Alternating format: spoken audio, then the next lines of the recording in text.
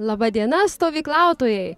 Gal kas žino, bet gal kas nežino, kad vakar vakare tyliai paslapčiai į stovyklą atvažiavo labai garbus ir žinomas skautas. Tai Vilius Bražėnas. Jis yra sukūręs net 13 skautiškų dainų. Tikriausiai visi mokate Laužai liepsnoja vakaruos, Atgimė tėvynė, Dievų tau, tėvynė ir žmonijai, taip pat yra sukurta daina Jūrų skautams ir taip toliau. Brolis Vilius šiais metais atšventė 95 metų jubiliejų, bet iki šiol yra skautiškas, linksmas ir norintis bendrauti ir atvažiuoti į stovyklas. Iš tikrųjų labai apsidžiaugė. Broli Viliau, norėčiau paklausti, kada tapote skautais, kelintais metais? Aš tapau skautu 8 metai po skautijos įsikūrimo. 1926 metais Kelmės progimnazijoje. Ir atsimenu dar mano draugininkas, didelis viršininkas, buvo viena klasė vyresnis Mauragis skautas. Tai mano skautavimo pradžia buvo 1996 metais, jūs patys paskaičiuokit, prieš kiek tai metų buvo. Ir jau sekančiais metais su Šiaulių tuntu aš jau stovyklavau Palangoje. Broli, noriu dar jūsų paklausti, šiuo metu vyksta tautinė stovykla. Kokiose tautinėse stovyklose esate dalyvavę Lietuvoje? Lietuvoje dalyvavau pirmojoje tautinėje stovykloje. Tos tautinės stovyklos, vadinasi, vyksta kas 10 metų nuo įsisteigimo 1918 metais. Tai pirmoji buvo 1928 metais Panemunėje prie Kauno ir aš joje dalyvavau kaip skautukas jau su žaliu, su geltonu šlipsu. Paskui antroji tautinė stovykla buvo labai jau iškilminga. Pirmoji buvo apie 500 skautų iš viso. Antroji buvo irgi aukštoje Panemunėje, miške ant Nemuno kranto, priešingoje pusėje nuo įvažiavimo Kaune į tunelį. Ir kariuomenė buvo pastačiusi mums pontoninį tiltą, kad pereiti toj vietoj per Nemuną ir kai reikėjo žygiuoti į Kauną. Tai toji buvo jau apie kokie 2,5 tūkstančio ar 3 tūkstančiai skautų, o Pažaislyje stovyklavo maždaug tiek pat skaučių. Tai ta antroji tautinė stovykla jau turėjo 10 kartų daugiau skautų ir aš turėjau malonumą ir garbės būti programų dalies vedėjo pavaduotoju. Jo viršininko buvo majoras generalinio štabo navikas, skautininkas, bet man kliuvo bėda, kadangi jisai labai užsiėmęs buvo kariuomenės štabe. Tai man daug dalykų, bet reikėjo tada programos ir sporto, ir paradai, ir žygiavimas į Kauną į karo muziejų. Bet daugiausiai organizavo akademikai skautai visas programas.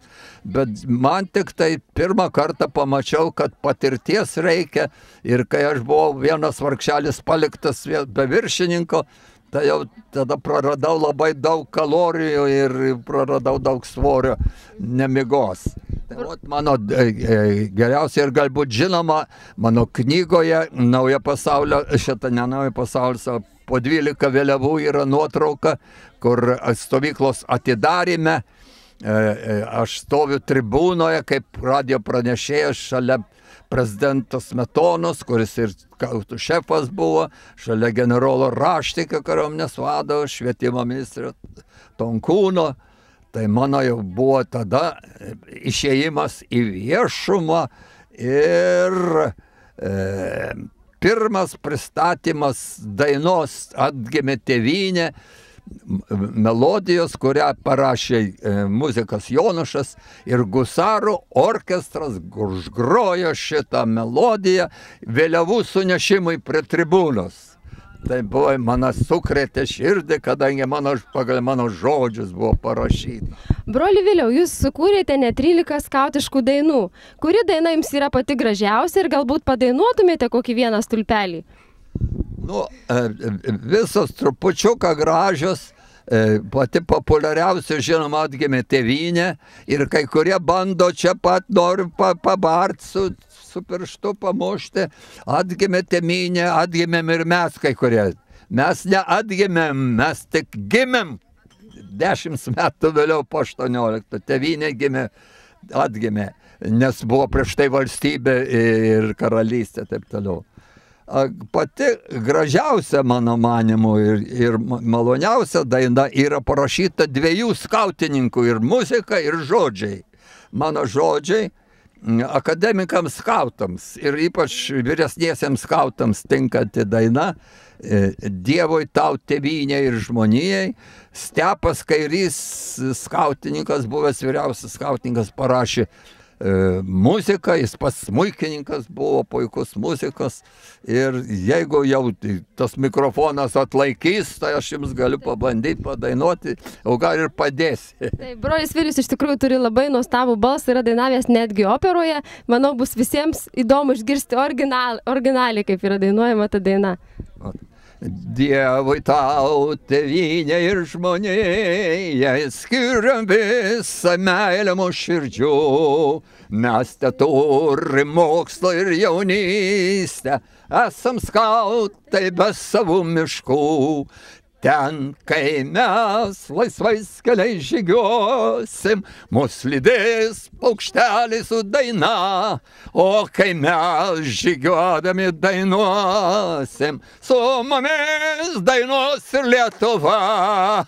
O kai mes žygiuodami dainuosim, su mumis dainuos ir Lietuva. Pakartokim 2 kartus, o kai mes. O kai mes žygiuodami dainuosim, su mumis dainuos ir Lietuva. Iš tikrųjų, brolis Vilius yra labai...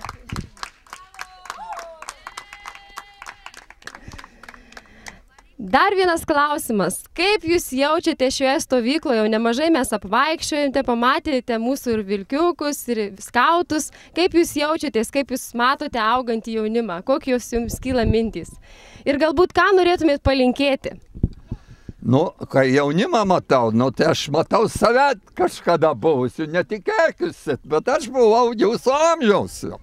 Ir aišku, džiaugiuosi, kad skautai prisikėlė ir žydi pilnumoje, mane apvedžiojo po visą stovyklą, beveik turbūt dar po visą. Ir mano širdis, taip sakant, pilna džiaugsmo, ypač man pavojingas dalykas, jūs širdį mano, nes aš esu širdies ligonis. Jūs nežinot, niekam nesakykit, bet aš gydausi širdį. Esu pacientas, tai mano širdžiai jūs biški pavojingi, kai aš matau jūs šypsantis ir linksminantis, dainuojant, mano širdį pajudinate. O linkėjimas, būkite jauni iki pat paskutinio atsikvėpimo, jeigu ir 110 metų būsit. Jaunystė priklauso nuo entuziazmo ir aukštų siekių. Yra žmonės, kurie miršta jauni, yra vaikščioje lavonai. Kunigas Yla yra pasakęs prieš daug metų, kad tas, kuris nustoja kovoti, miršta. Tai aš mačiau užrašą ant paminklo, kur parašyta, mirė suaugęs 30 metų, palaidotas suaugęs 60 metų. Nebūkite vaikščioti lavonai, gyvenkite iki pat kiekvieną dieną, atlikit ir tėvynei, ir Dievui artimai pareigą, ir džiaukite savo jaunystę, ir užkrėskite kitus. To aš linkiu jums. Iš tikrųjų, brolis Vilius tokią paslaptį man atskleidė. Sako, aš kai atvažiuoju į stovyklą, kai pamatau jaunus veidus, aš atjaunėju ne 10 metų ir man yra baisu, kad toj mane į armiją paims. Tai iš tikrųjų turim pavyzdį, kaip skautas visada jaunas, nepraranda vilties. Tai turim tikrai žmogų 95 metų, kuris trykšta to entuziazmu ir tai yra įrodymas, kad galima taip gyventi.